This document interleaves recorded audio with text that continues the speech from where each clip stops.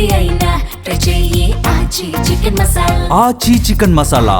Cinema నటుడు ప్రకాష్ రాజ్ పై సుమోటోగా కేసు నమోదు చేసి ఆయన్ను వెంటనే అరెస్టు చేయాలని డిమాండ్ చేశారు బీజేపీ సీనియర్ నాయకులు ఎస్ విష్ణువర్ధన్ రెడ్డి.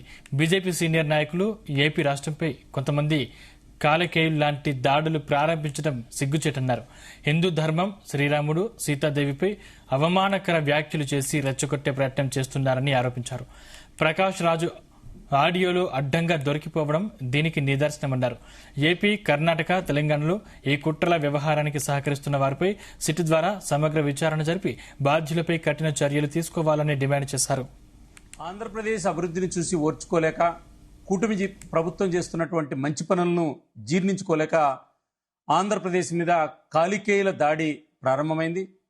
ఇందులో కొందరు కులం పేరుతో, కొందరు మతం పేరుతో, కొందరు హిందూ ధర్మం మీద దాడి చేస్తూ, మరికొందరు కోట్ల మంది ఆరాధ్య దైవమైనటువంటి సీతామా తల్లి, శ్రీరామచంద్రుడి మీద నోటికొచ్చినట్లు మాట్లాడుతున్నటువంటి తీరు ఈరోజు పూర్తిగా కుట్రకోణము కనపడుతుంది.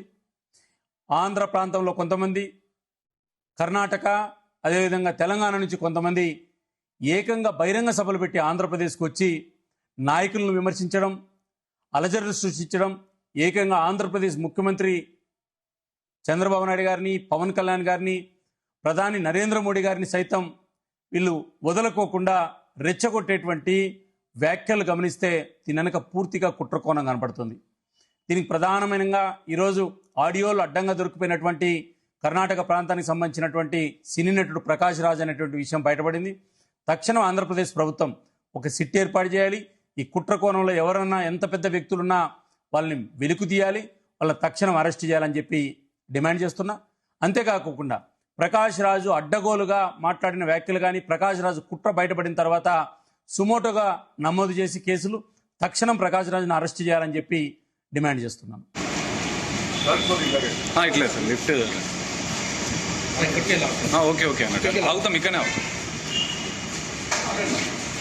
Okay sir sure.